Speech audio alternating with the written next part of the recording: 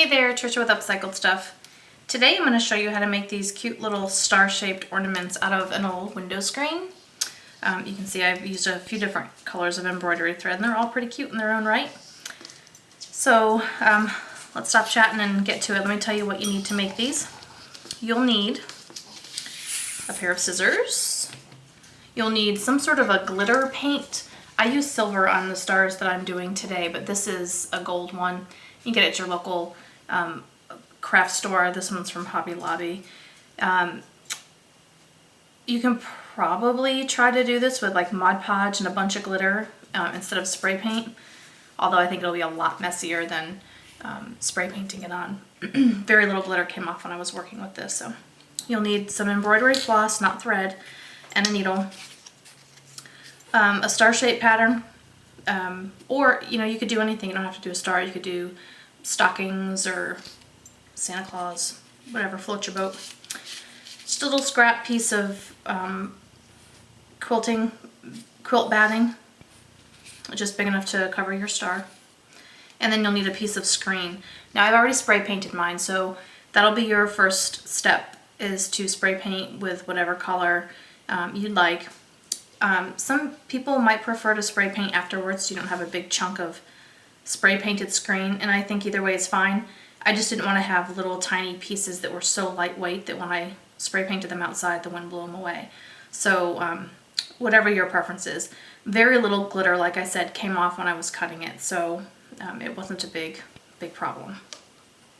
So let's get started. The first thing you're going to do is take your star pattern with your screen. You're going to fold your screen in two. Now if you're making a whole bunch of these, you could, I think the most I did at one time was 8 stars. So you can fold it several times or cut out squares that are big enough to fit your star and stack them on top of each other. But you at least want to do 2 that are exactly the same size. That's why I'm cutting them on top of each other, so that when you go to embroider the edges of them, you have the same size stars and it doesn't throw that off. So you can just cut right around your pattern. If you want to draw it out on your screen first, you can do that, but I figure this is easy enough. It's not a very complicated pattern. If I miscut, I can easily line it back up again and get back on track. So I'd prefer not to have any other markings on my screen that I might have to worry about showing through on my finished product. So just a few snips. Oops.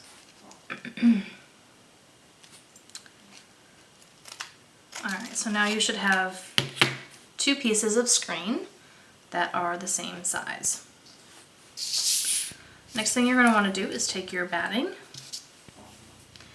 And again, I just use my screen as a pattern. You could use your cardboard, but I like to make sure that my batting is just slightly undercut on my screen so it doesn't stick out the edges. And with the batting, or with the cardboard pattern, you might end up with that problem. So you're just gonna, again, cut around, slightly undercutting around the edges.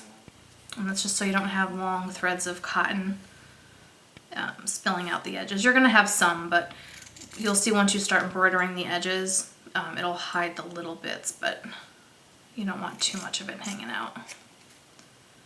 Ooh, I didn't even cut through that.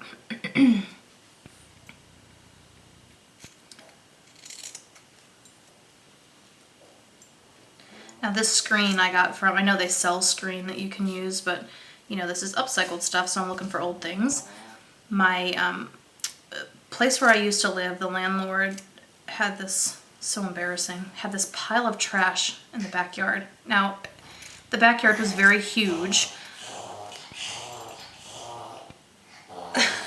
Sorry, I have a dog vomiting. That's attractive. Anyway, he had this huge pile of trash in the back. When he would do repairs to the apartment, he would just throw it in this pile of trash where the blackberry bramble would grow up over it, so it was somewhat disguised. So I went back there one day to see what he had, and he had a couple of old screen windows that were really torn up. So I took the screen, and I've had it for quite some time, so I'm excited to get to use it. All right, once you're all cut out, you want to put your pattern back together again. Make sure you line up your pieces the right way and make sure your glitter is facing out. My screen's black, it's kind of hard to tell which side is glittery. I mean, you can tell once it's on that white, but all right, once you have it lined up, take your embroidery floss. And you want it to be long enough, this is probably going to be way too long, but you want it to be long enough to go all the way around your star and then have enough room to make a loop with the same piece. Otherwise you're going to have all these little knots and stuff. So pick a point to start, and you'll want to do it right at one of the points here. And that'll be the place where you also finish and where your hanger is. Okay, so mine's already knotted. Make sure you knot it before you get started. And then basically you're going to go all the way around your star every like 2 or 3 squares, making sure that you hit a piece that is a complete square. So like right here on the edges, that 4th side is cut off by the scissors, so you're going to jump into that second side, or that second square, and make sure that you're grabbing a complete square on the bottom and on the top. So your needle's coming up, or your thread's coming up through the top. You're going to bring your needle back down to the bottom and stick it through the top, and you're going to do this all the way around so that you get that nice little edge on the corner. The problem with long thread is it tends to get tangled a bit. And then just make sure you're on the proper side of the knot. Okay, let me do a couple so you can see what it looks like. It's kind of hard to see just at the moment. But you're basically going to do that same stitch all the way around. This blue is so pretty with the silver. I think it's my favorite one thus far, and it's not really considered one of those Christmas colors, but it's really pretty. Okay, so see how your threads are kind of slanted, and there we go. There we go. So go ahead and go all the way around your star, and we'll come back when we get to the top, and I'll show you how to tie it off.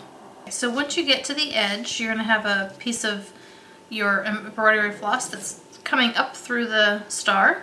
Take a minute to untangle your thread, because if you don't, your hanger is going to be all tangled. I know this from experience. So just take a moment to straighten it out. And then you're going to turn your star over, and sort of like you're tying off a knot when you're hand sewing, just stick your needle through one of the pieces of floss in the back.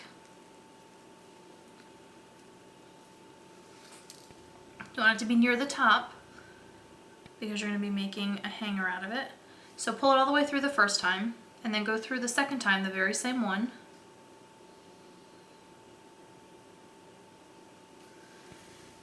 Get a nice size hanger. So I have about that much of a loop.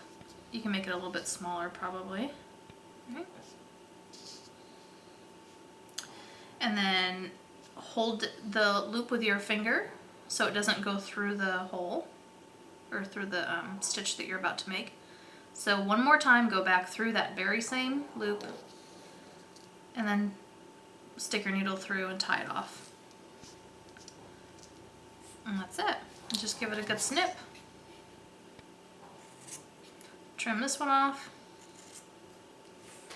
Of course, if you want to be super safe and make sure it doesn't come undone, you can always add a little dab of glue just to make sure that knot doesn't come undone. But there you have it. A really super cute little ornament made out of string.